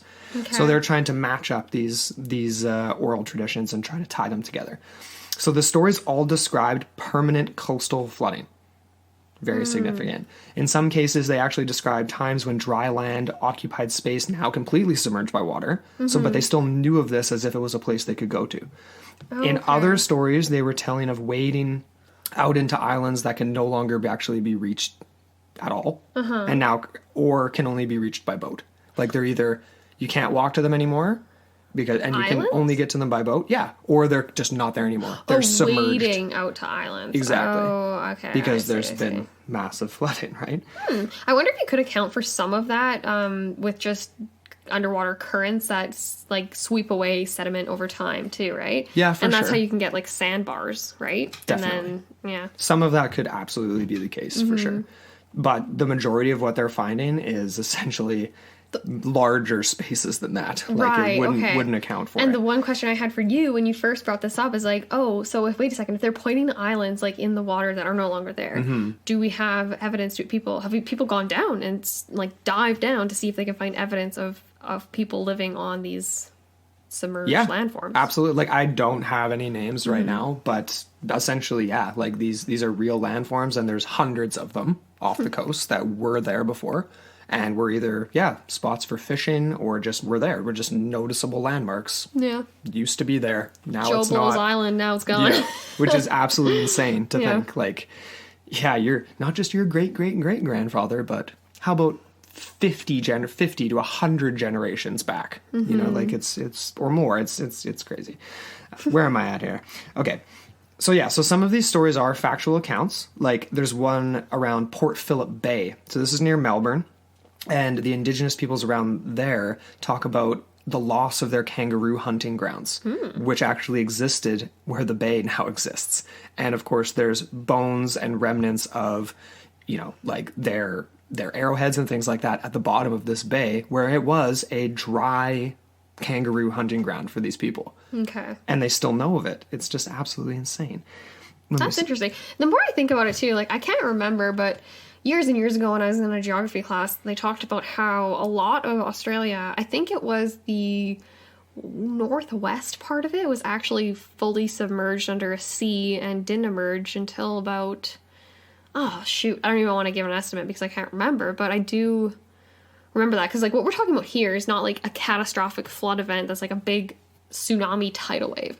What we're talking about in this particular case with Aboriginal Australians is permanent, like you said, permanent coastal flooding, so just a general rise in sea levels, like we're kind of seeing today. Yeah, and we're going to see in the definitely. next 50 to 100 years. They do have some crossovers into the Noah-esque Genesis stories and stuff like that. So, like, some of it is seen, of course, as being allegorical.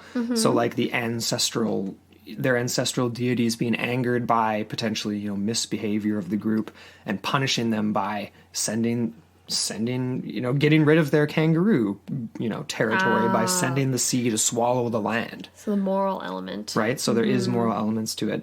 There's another example from an 1859 report that was actually produced for the state government in the area. Which state would that be? What's, oh my gosh, we've done so many episodes in Australia. State of Victoria? Would it be Victoria? I don't know. Anyway, let's just chuck it out there. Wesley, you can let us know. Oh, near Melbourne? I think Melbourne's in Victoria. Is it? I think so. Okay. So the state government described tribal descendants recalling when the Bay of Port Phillip was actually a kangaroo ground. So this was the official document that when they first kept a record of what these people were saying in 1859, which is actually kind of neat. And then, of course, looked at it later on. But so these peoples known as the Garindjeri people, they tell stories of a character called Ngunnawiri, super similar, but which is essentially this ancestral character that is just super mythological. And in one of their stories, this character chased his wives until they sought refuge by fleeing this kangaroo island, which they could do mostly by foot at the time. But he angrily rose the seas, turning the women into rocks that now jut out of the water between the island and the mainland, as the legend goes. Assuming this dark tale is based on true, like, geographical landmarks, right? Yeah. But it was originated at a time when seas were about 100 feet lower than they are today. Interesting. So, which would date the story to around 10,000 years ago. 10,000 years ago? Okay, cool. You know what that reminds me of is like the Moses parting the Red Sea kind of thing, and the idea that, because like the way, this Ngunnawiri character chased his wives until they sought refuge by fleeing to this island. So they're on the mainland, they flee to an island, which is one of these islands that you can wade to, right? Okay. Exactly. So they're wading towards it by foot. Yes. When he decides to angrily make the seas rise. So he's almost like a demigod, seemingly. In a way, and this is obviously kind of similar to the Genesis. Like, someone's pissed off. You know what I mean? Yeah, that's interesting. But I like this, how the women were turned into rocks that now jut out of the water. Yeah. So, oh my gosh, what does that remind you of? It reminds you of the Archers from and Noah. Very much so. The God's angels. a dick, man. I don't like God. Well, the Old Testament God is. I'm going to hell. Well, we were just joking from the we watched an episode of It's Always Sunny in Philadelphia when they're on the ship. Oh. Yeah, I've been putting battery acid on the back of Frank's cross to make him think he's a demon. Yikes! And Frank's like, ha, I might be Satan. Oh my god, it's too good. I love Frank Reynolds. Got a little sidetracked there. Let's talk about the Tiwi Islands. Sure, because this was another one. There's a whole bunch, but this is another one I pulled up. So this is another group of indigenous Aboriginal Australians, and they talk about the mythological creation of Bathurst and Melville Islands that are off Australia's northern coastline. And this is from an article by a guy by the name of John Upton from the Scientific American Journal. It's just I've heard of that journal. guy. Yeah. Yeah. So, so they used to... Okay, where am I at here? So they told a story, mythological creation. Yeah, okay, so of Bathurst and Melville Islands off Australia's northern coastline where they live. So the legend is essentially of an old woman is said to have crawled between the islands, followed by a flow of water.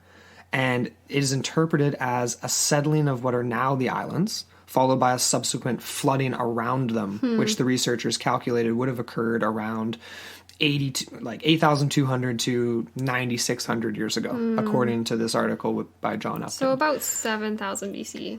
I feel like this, like a woman crawling between the islands and stuff like that. I feel like there's almost like some metaphors of like birth there potentially, and like creation and like things like that. Oh yeah, definitely. That actually ties in quite beautifully to one of the Finnish myths that I'm going to bring up in a second here. Oh, okay. A lot of this though, like I feel like we need to reaffirm the notion that all of these, because some of these are more so just creation stories. Water is centrifugal to a lot of creation stories, obviously. Yeah. It's almost like the embryonic fluid in some mythologies, that type of thing, right? If you will, sure. Exactly. Like even of the world, right? It's the embryonic fluid of the world, like if you want to think about like that. Yeah. Metaphorically speaking. But the important part to reaffirm for me is the fact that none of these were imparted by Christian missionaries onto these indigenous groups. These are from their traditions. Exactly. And I get bothered when Christians try and take all the credit for people's creation stories. It makes me mad. So it happened a long time before. It really did, yeah. So this is cool, right? Because this, again, Tiwi peoples, this is a very beautiful creation story. I really appreciate it. So we get these oral traditions talking about a geological record. Yes. Like that's the key here, right? Rising waters. It's not just the story that's been changed and passed down from culture to culture like we've seen with some of these other flood stories, right? Going from Samaria into Babylonian, into the Genesis story. Like this is just before that even potentially, or in and around the same time, but not related. It's similar but not related. So I see this as a difference between the styles of storytelling in some cases, like that's one part of it, and the possibility of this actually being the same flood but dramatized in some accounts around the world, less so in others potentially, like when we were talking about the Chinese believing it to just be these natural occurrences of the world. Whereas in these other stories, it is God sending. We have to wipe out man because it is punishment. There's morality attached to this. Just going back to that Chinese thing too, I feel like I didn't really reiterate myself properly. Where I was referring to the coastlines, like the different geologic features, whatever, but. A good analogy that I just thought of right now is related to the tides. And like say you have a very narrow inlet or bay or something where you have extreme fluctuations in the tide because of the way the geography is, right? It's tight, and so you get more rise, more uplift action with the tide changes. As opposed to an area that's more open, more broad, you don't get that dramatic, or you don't get the perception of how dramatic the change is, right? Exactly. So that, to me, again, lends itself to, say, in the Chinese legend, almost seemed like it was more like an ongoing nuisance. This is just getting worse and worse and worse, but it's not like it's all of a sudden like catastrophic, the entire civilization's wiped out, as would have been the case around the coastal areas of the freshwater Black Sea area before it was the Black Sea. Exactly. Right? Okay, so that, again, I feel like this is all very compelling. In that. I feel like it is too. And to touch, like you mentioned the Black Sea again, I wanted, before I move into this, to the North American legends, because that's the next stage we're going to touch on here, but just this idea of when we're looking so far back in time, that the idea of a flood lasting for 40 days or 150 days is a blip on the scale, right? The idea of when did this flood happen versus this flood, if they're 400 years apart, when we're looking back 10,000 years, that's basically happening at the same time, more or less. Like when you look at it on like a timeline. Exactly. You know what I mean? And just the regions themselves would account for the differences, exactly. right? The flow of water. So there may very well have been various catastrophic floods, not necessarily happening at the same time, but all involved in similar... The same reasons. Exactly. Exactly. Same and if causes. one happened 400 years earlier, and there was sea level rise and catastrophic whatever from that, and then another happened, right, like 400 years later, there's still the remnants of that first flood happened, like, right? Still high sea level, still water where it wouldn't have been before, potentially. Exactly. And then you get another one, and another one. Tsunami over here, and then flood what if, over there. again, on top of that, right, what if these cultures are isolated, but then hundreds of years later, it's like they come into contact, they have these mutual myths about a great flood, and then it roughly matches up, like you said, like maybe it wasn't the exact, but when you're looking at it from the past, it's like, oh, that happened to you guys hundreds of years ago, that happened to us hundreds of years ago. It might have been 300 years ago versus 400 years ago, but it's still hundreds of years ago, and therefore they can make that mutual connection. Exactly. I'm not saying that actually happened, but it could be a possibility too. Well, I think... And again, greater consolidation of the legends and greater authenticity piled onto them because of that. Definitely. Absolutely. So, okay, let me talk a little bit about some Native American legends then, because, again, we're way further across the pond here from the Mediterranean, where we started out talking about these. And they're really interesting, but there's a million of them. I'm not going to talk about all of them. I just want to list a few here just to give some perspective, right? So, like, there's Algonquin stories about the legendary flood caused by slaying of evil water spirits. There's Micmac legends about the flooding of the earth caused by the weeping of the sun. Ojibwe legends about the cultural hero rebuilding the world after a great flood. Does that sound familiar? Yep. Cree legends about flooding and the renewal of the earth. Again, same premise, same message as with the Noah flood and the Genesis flood. Yeah, rebirth. Let's see. I mean, and the list goes on and on. What I wanted to touch on was a particular Salish great flood myth, and the reason is because the Salish coastal peoples are from BC, all down through the Oregon and Washington coast, but are... close to us here. Close to us, lots of varying different language groups and sort of subgroups within the Salish peoples. But this was specifically a story about Mount Cowichan, which is on Vancouver Island. That's where family lives. And right in the neck of the woods of Amber's family. So we thought it would be cool to mention this one. So essentially, it basically goes that obviously long before missionaries, like Amber's been saying, had the opportunity to impose any other type of message or story, there were already these Noah-like flood legends in the Cowichan Valley. So cool. Basically it goes along the lines of that the people quarreled because hunting territories and food was becoming scarce. So very much like the story of Noah in the movie, like humans were starting to turn on each other. Things weren't lack of resources. Great. So, yeah, that's interesting. So people were skilled at making fine canoes and paddles from cedars and clothing from baskets and from bark. And in their dreams, wise men would basically tell them of the future, very similar to the Noah story. Like, they would have bad dreams that kept coming to them over and over again. And these dreams warned these, higher ups in the village of a great flood. Exactly like the Noah story. Very cool. So this troubled the wise men in the community, and they found that they had all dreamed the same thing. And then the rain starts to come. So the rivers start to rise. Obviously, this is something very real, right? They were very much afraid and called a council to hear about all these dreams and what they could do to try to deal with it. So they decided to come together one day to build a great canoe, by a great raft, by tying their many canoes together, and they were skilled canoe makers. So this was their solution. Some of the people agreed, but others in the legend laughed, didn't agree with what they didn't believe that it was coming, right? Didn't believe it was real, a real deluge, so to speak. So, but anyway, very much like the Noah story again, some people build it, some don't. They work over many, many years to fashion these canoes together. And during that time, people were working on the raft. Those who did not believe in the dreams were basically idle and laughed at these people. Soon after it was ready, the raindrops started to fall even more so. The rivers overflowed, the valleys were completely flooded, and the people climbed to the top of Mount Cowichan to avoid this great flood, because soon they would be underwater. But again, those who had believed in the dreams took food to the raft, and they and their families climbed in as the waters rose, and the rest did not.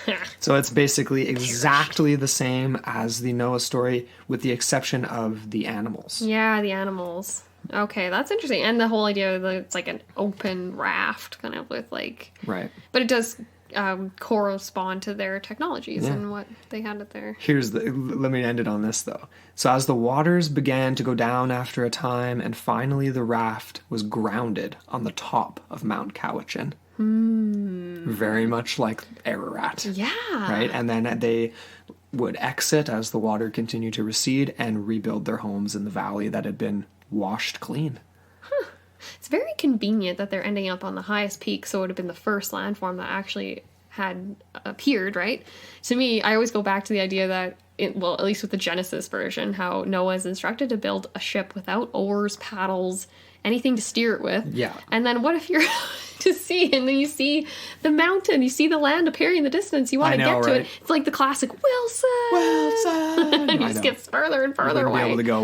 Wes commented in our Facebook group about that, in like something along those lines. I was like, yeah, they wouldn't even be able to get there if they wanted to. I know. It's like you just see it and you're just like, oh, see ya. You know, the other point, another good point, I wish I could give him a shout out. I can't remember the name. Someone in our forum on Facebook as well made the comment about how, why would there ever be remnants of an ark, even if it did exist? Oh, yeah. It would have been repurposed. Yeah. Like they had to restart and rebuild brand new. They're not going to be like, well, yeah, there's some good 2x4s over here, but you know what? Let's just chop that tree down and replane them and start from scratch. Or even if you just disassembled it and used it for like firewood, you know what I mean? Anything, like, right? Anything. Yeah. You would have used it for something. You would think that God would have designated a purpose. Sorry, I'm getting cheeky now. You sound like the governor of Florida. That's his answer for everything. Let's just pray about this. Oh, yeah. Anyways, is that going to wrap it up on the North American end of things? Yeah, or? I mean, like I said, there's so many. I'm coming back to North America in the theories section in a second here, but that's it for the myths. Okay. Yeah. Okay. Well, I kind of want to touch on the Finnish flood legends. Okay. And this one specific national sort of treasure to the Finnish people, which is called the Kalevala. Cool. And all this came to us thanks to Paula, like we said, over in the forum. We're really glad to have her send over her 2 cents, because, like, really this, like she said, later I was messaging her and she was like, oh dear, I think I opened up Pandora's box for you. Which is kind of true, but I appreciate it. And she sent over quite a few different resources, links, and everything. And one of them was describing specifically this Kalevala song. Okay. Or it's kind of like a verse structure. So, like, their own sort of, I'm not really... Oh, what's it called when you have like a meter? Oh, yeah, so it's called the Kalevala meter. Okay. Like, it's a type of poetry. Sure. But anyways, I loved this. This is describing what the Kalevala is. It says, Kalevala meter incantations are verbal magic, which was a part of people's everyday lives and activities. And I just thought that was so magical. It's cool. like, it reminds me of all of our like Gollum stuff and just like practical magic. Absolutely. And the occult and everything. And just the power of words. Yeah. Big time. Okay, so there was this one resource she sent over. It was a book written by this guy, Simo Parpola. And he wrote a book called The Etymological Dictionary of the Sumerian Language. Okay. And in it, this guy, Parpola, argues that the Sumerian dialect actually has ties to, quote, the Uralic language family, and is distantly related also to many other languages currently spoken in Europe, Western Asia, and North Africa. Weird. Okay, so Uralic languages, I kind of had to look into this because I'm not very familiar, but there is a big bulk of these Uralic language speakers in the Finnish area, and then also further in the east, like in the Russian sort of area. Yeah. Like, is it Siberia? I don't know if that's far. Yeah, there definitely would be some absolutely. Some, in northern Siberia and stuff like that, for sure. And so Paula kind of wrote that while this Parpola guy is a pretty esteemed scholar, this was kind of controversial, and he was criticized pretty heavily from a linguistic point of view. Yeah. But she says, again, right, just to look at the geography, there is more or less a constant water route via the Tigris or the Euphrates to the Caspian Sea. And then in the Caspian Sea, at the north end, there's actually the start of a river called River Ural, which ends in the mountain Urals, Yes. which is where there are these small pockets of the Uralic languages that can still be found. Okay, so yeah, so northern end of the Caspian, so it could potentially, like, I was trying to look at it, when you look on Google Earth, they don't even have, like, an actual point for the Ural River, but you can see it extends from the north end of the Caspian, and there seems to be a few different tributaries, one that goes sort of more to the east, and one that goes more towards, like, Finland and that sort of neck of the woods. Okay. Yeah, so this actually ties into one of the ideas that the art could have ended up near the Caspian Sea region, and that came back Yes. to those sacred mountains I talked about, the Iranian ones. What was that called again? The Kurd.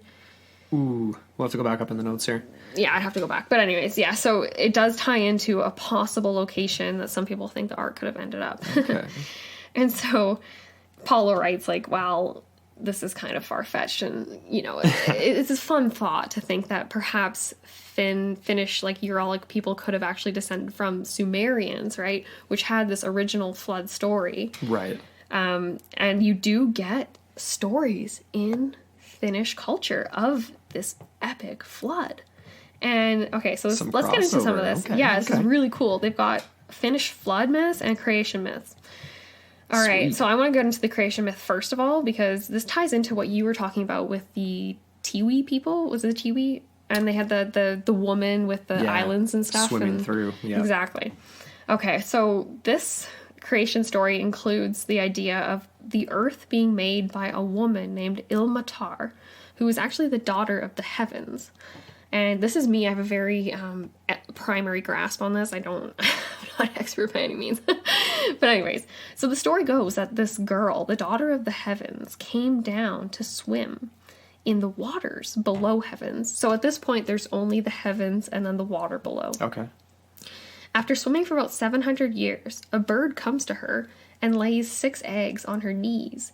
And it's kind of weird. It kind of goes that, like, there was some sort of heat being produced by the eggs or between her knees or something. Okay. And eventually her knees split open and the eggs fall and create the earth and the sky. And these are created by the two halves of the shell. So you get earth, sky, and then the sun is actually the yolk, and the moon and the stars are the embryo. Okay. And so what does this speak to again, right? This is a very maternalistic view of the creation of the world, right? The knees Very splitting. much so. Very much like a birth scene there. Absolutely. Mother Earth, so to speak. Yeah. And then also included is the story of the first man, and oh my gosh, I'm just going to refer to him as Vainamoinen, even Close though there's a enough. million different punctuation things in there. I'm not going to worry about. And he was essentially created by Ilmatar, the same daughter of the heavens. Yes. And this first man, his father, is the sea. I thought that was cool, right? Because what else Okay. could it be, really? It's Right. the mother and then the sea. Again, right, this whole embryonic fluid, water, kind of whatever. Yeah. So Ilmatar is essentially responsible for the creation of land out of the seas, and she kind of contours the shapes with her footsteps, and she also creates this first man. But then, this man, Vainamoinen, swims to reach a land, but this being sterile, he asks for the help of the great bear celestial, which I'm not even sure what that is. And then a boy named Samsa Paravoinen is sent to him, and he sows the flora onto the ground. So it's almost like the creation of the Garden of Eden. Okay, yeah, totally. Which is kind of cool. But then, so that was kind of like his first sort of myth. There's a lot of stories with this Vainamoinen kind of person. But looking at the flood myths in particular, you find one that describes how there's like this flood of blood. Ooh, blood. Which immediately jolted to mind that Alt J song. Oh, yeah. Flood of blood. Anyways. And there was a quote here. It's this is from one of the myths of Finland. I don't know which one exactly. But it says here, like a river now runs the blood.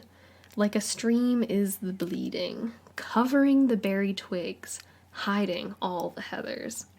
Interesting. Flood of blood. Love that. I don't know. I just love that so much. Very cool. I actually asked her to look around and kind of dig around for me about that because I don't really know how this ties in, like what the reason for the blood would be. But there was reference to this one story of this Wainamoinen guy and how he injures himself and creates this flood of blood from his ankle, I think it was. Well, if you recall in the Noah film version too, there's in his vision, he's standing in blood.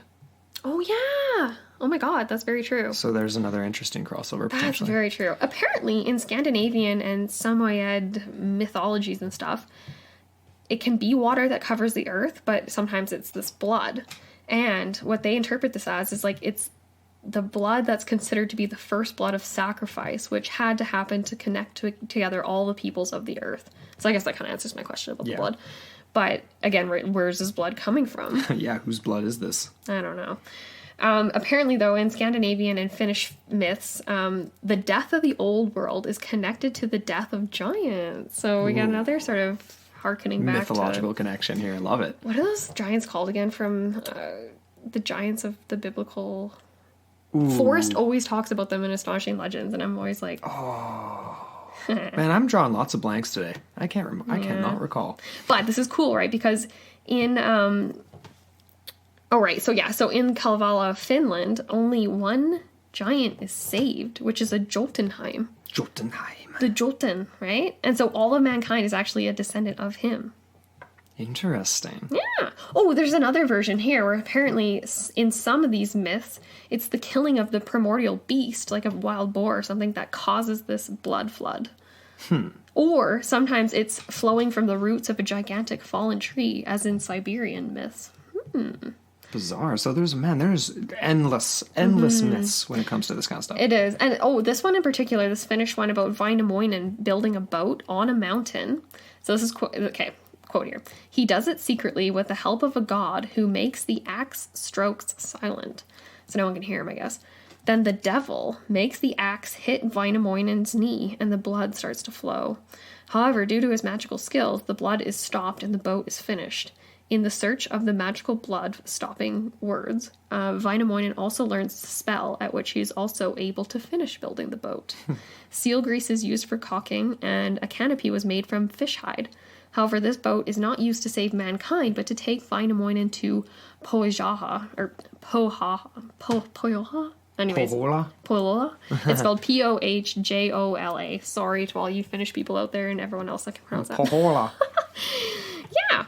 So that's cool too, because there's another story that actually connects this Wainamoinen character to another flood story, where essentially he lands on the new shore, which is the lands of Pohjola. I'm going to say Pohjola. That makes most sense. Silent J, right? Yeah. Sure. And then this is where, again, mankind begins again. Okay. So, gotcha. yeah. So Paula, she kind of alluded to all of these different things where you get stories of a Noah-like figure, a great flood, a restart of sorts. An ark. Exactly. Yeah. So I thought that was really fun. And this whole, flood of blood element is just another really cool thing. It definitely adds a hardcore factor to the legend for sure. Yeah. So thanks, Paula. We really appreciate that. Totally, yeah. And if you have anything else to add or any corrections at all, please get us. But... where are we going with this now? Are we going to theories? I think we're about ready to do that. Part 3, we're coming down to the wire here. We've talked about a lot in these 3 episodes, and we're not going to go crazy with the theory section because there's not too much more. We've expounded on a lot of these ideas, right? But essentially, again, just to reiterate, one of the main cruxes of this is the idea of, did this all happen at the same time or in and around the same time? Because that would make for a global deluge, right? That would make for this global flood. That is very real, and these characters could be real. Yes. Not to say that we're arguing that all of mankind except for 8 people would have lived. Of course not. No. But even if the perception was that, that's significant to mankind, right? If you're those 8 people on a mountaintop and there's another 50 million of those 8 people, right? You know what I mean? Everywhere, but you just don't know they exist. That's still significant. You can't bust out the cell phone and be like, hey, you guys still around? But I did come across some really cool evidence in North America that I wanted to talk about. So There was this guy by the name of David Montgomery, who's a geomorphologist, so he studies landforms and how they basically came to be. And he makes references to two different things that are across the world. First of all, the first reference he makes is in Tibet, so I'm not going straight to North America. But this is where he got really interested in this idea of a great flood. So he was on this expedition in Tibet, and he's basically at this super high altitude, and he finds these very strange land formations, evidence of a massive flood high atop the Himalayas. And he thought, could this tie into both potentially Chinese mythology, Hindu mythologies, obviously local Tibetan mythologies of a great flood? But could this be evidence of this widespread Eastern belief in this happening, right? So much higher than ever expected, he found what he described as quiet water deposits on a massive scale. So flat terraces, large mounds of gravel, basically what you would find as sediments underwater, right? So not remnants left by a raging river, but remnants left by quiet water. It's like resting water. Resting water. So either massive glacial lake that burst through, like we've been talking about in other potential scenarios, that in a localized deluge inundates the whole thing, right? Yeah. But what I found most interesting about his trip to Tibet was that at the end of it, he was talking to monks there that believed in this great flood, and they're looking at the same geological evidence he's looking at, but they view it completely differently because they're not scientifically trained, right? Okay. But his perspective was essentially that science and myth are really just two sides of the same coin. Yeah. It really is just comes down to your perception. Oh, perception is reality. Exactly. Where I feel like that's what this whole series has been about. Right. Anyway, so he would go on to be super fascinated in similar type evidence in North America. I ended up pulling it from a different article. This is from National Geographic, written by a guy named Glenn Hodge. Hodges. Shout out to Carl Hodge, our old poli-sci professor. Carl! That's where I pulled that from just now. Did you know that Carl from The Walking Dead is dead? Sorry, he died in that show. Anyways, in the show. Oh wow. Rando. Anyways. Anyway. Okay, so this is from National Geographic. This is insane, you guys. So in the middle of eastern Washington, essentially in what it would be a desert that gets 8 inches of rain a year, stands what was once the largest waterfall in the world. So 3 miles wide, 400 feet high, 10 times the size of Niagara Falls. This was absolutely massive. So plunges into pools at his base that were enormous. It suggests an immense flow of water, and today there's absolutely nothing. So 16,000 square miles where there's hundreds of other dry waterfalls, canyons, without rivers that would have actually been able to carve them out. This is Washington. Yeah. Hey? I'm thinking like Utah. There's a lot of like formerly glaciated and watered landscapes There's some that are now interesting completely stuff dry. there too. And again, very much like in the Tibetan region, mounds of gravel as tall as skyscrapers, deep holes in the bedrock where entire city blocks could get swallowed up. Jeez. Insane. Countless oddly placed boulders. That to me speaks to glaciation. As the glacier melts, it leaves these. It does. All these different sized rocks as they were kind of were accreted into the original glacier. Right. So, but again, that can be misleading because we've got boulders placed by glaciers potentially, but then you've got other areas where there's weird land formations where the effects of water could have happened more quickly. More rapidly. You know what I mean? Yeah, I'm curious. Like, how is he dating this? Like, where does he have a date? Well, let me just keep going. Sorry. So, I'm okay, so rushing. basically, I'm gonna come back. Okay, so I'm going back in time here to 1909 because this is when all of this stuff hop in the DeLorean that Glenn Hodges is writing about modern day was first sort of started to be speculated on in the early turn of the century. Okay. So there's this guy named Harley Bretz. He was a Seattle high school teacher, and he ended up, he was super fascinated with these land formations. He visited the University of Washington to see these geological surveys to try to get an idea of what the hell is going on here.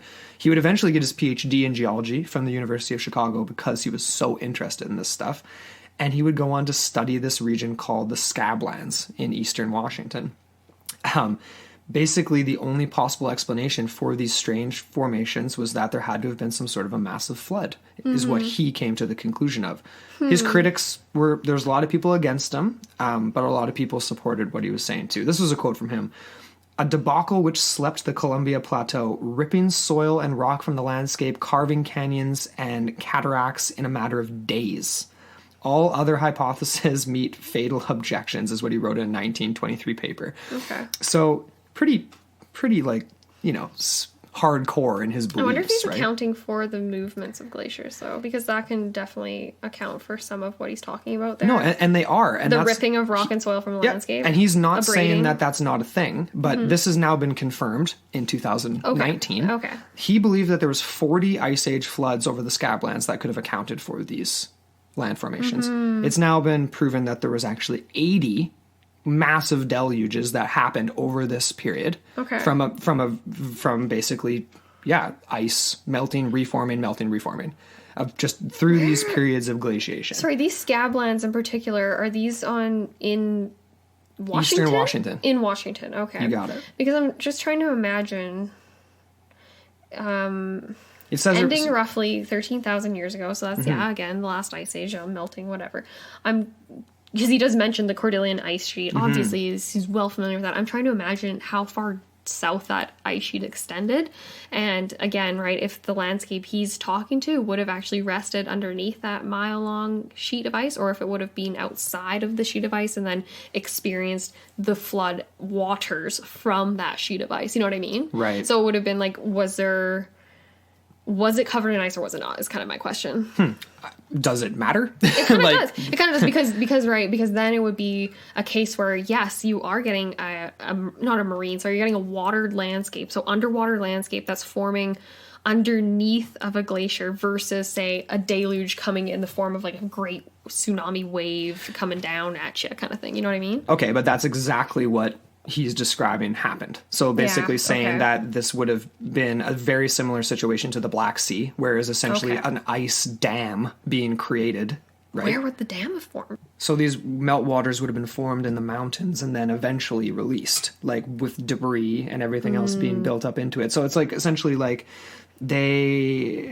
so this is, I'm just on Wikipedia now just to try to get some more perspective on the description. So cataclysmic floods repeatedly unleashed when large glacial lakes were repeatedly drained and swept across eastern Washington down the Columbia River Plateau. So between 18,000 and 13,000 years ago, some even argue even more recently, which would put us right in the area where the ancient indigenous populations of Washington were chilling, doing their thing. Like we've talked about these Silks people being around the Okanagan Lake, so 13,000 That does answer ago. my question then, because originally what I kind of had pictured in my head was like a great freaking ice sheet on everything. But at this point, it had already receded. It wasn't a big ice sheet covering all of North America. It was literally just in the high up mountainous areas. And as they were melting more and more is when you get these floods. So that's why you're saying that there's like been 80 floods. Yes, exactly. Okay. And when these would have happened, each individual floods, the description from this Nat Geo is essentially that Portland's skyline in Oregon and all of the rest of eastern Washington would be completely submerged by floodwaters. So floods of epic proportion. Be it like Portland is a big city. Say. Let's just say that. Okay. I don't know how tall the tallest building in Portland is, but that's pretty catastrophic, right? That's so pretty if cool. you've got this happening over in North America, you've got something similar happening in the Black Sea, whether they're within hundreds or thousands of years of each other, we've tried to nail down. It's pretty tough. It is. Then you've got other indigenous myths from other coastal peoples in North America and other places in the world.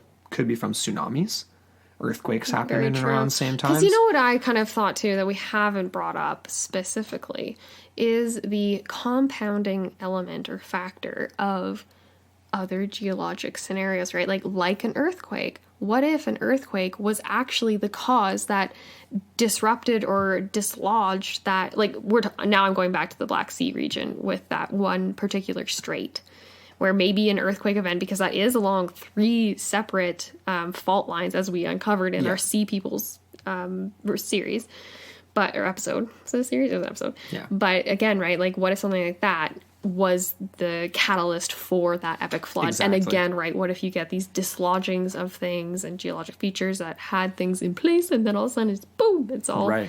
it's just like, Exactly. It's like Pandora's box. It really is. And what we've got here now that we're down to the end here, folks, is essentially proof. We've given you guys proof that these massive catastrophic floods did happen.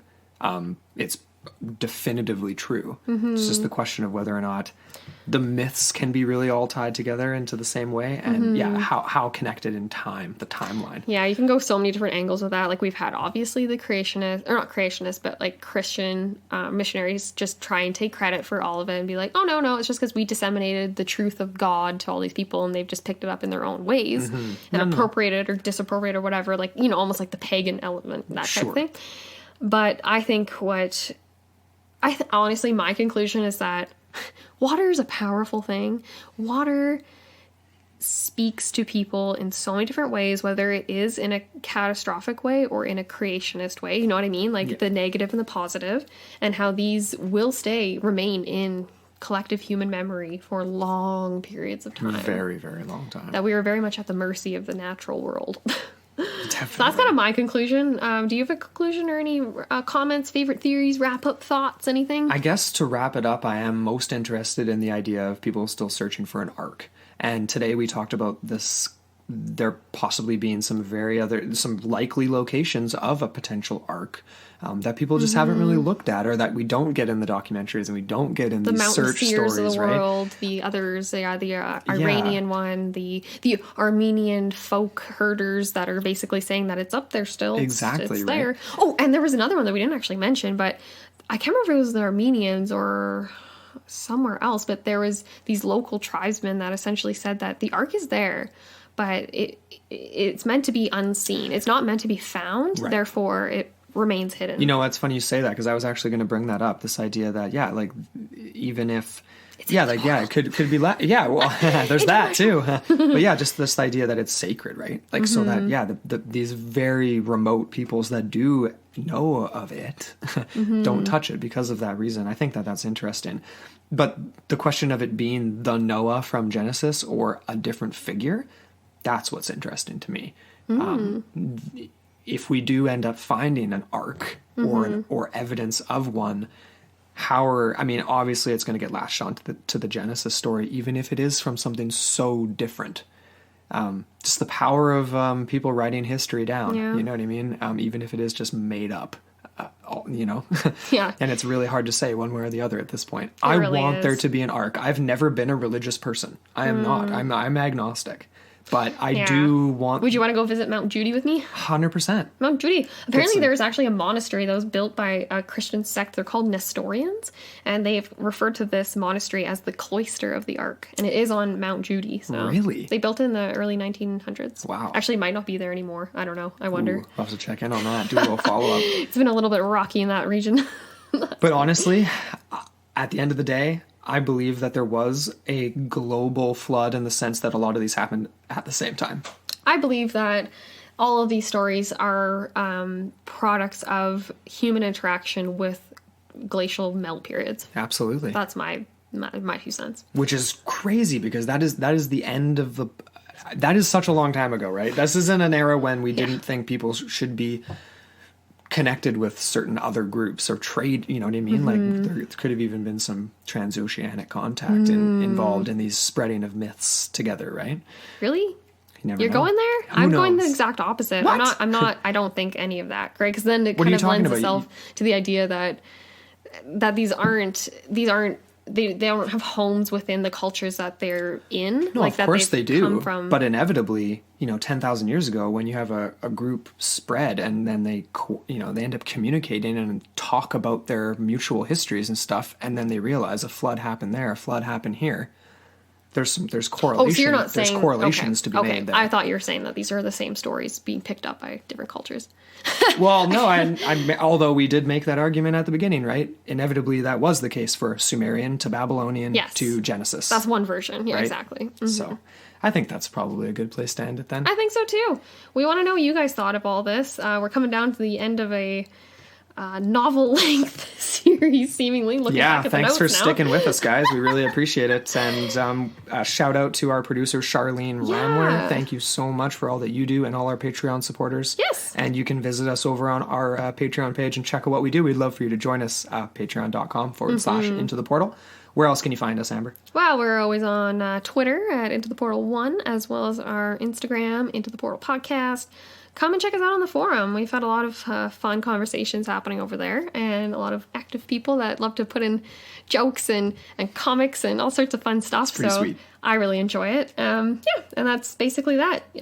Like we said, though, we are taking a dark week next week for our regular episodes, but we will have our Film Friday up for you all. So check out the mini-series Ascension, and then it'll be up on Friday. That's right. And just last time, thank you for listening to this Great Flood series, people. Try to stay dry out there, and we will join the wave. That's right. Let's catch the wave. Amber's been saying that for the last 3 weeks.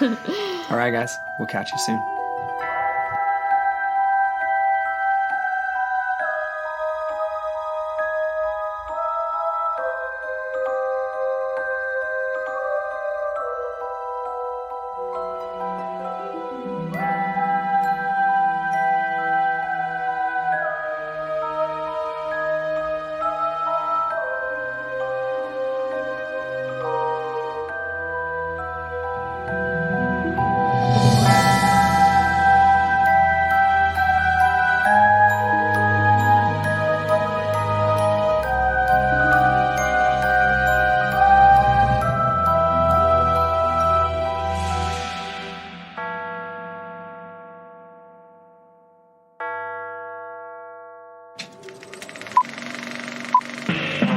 This was a podcast from the Podfix Network. You can check out more shows like it at podfixnetwork.com.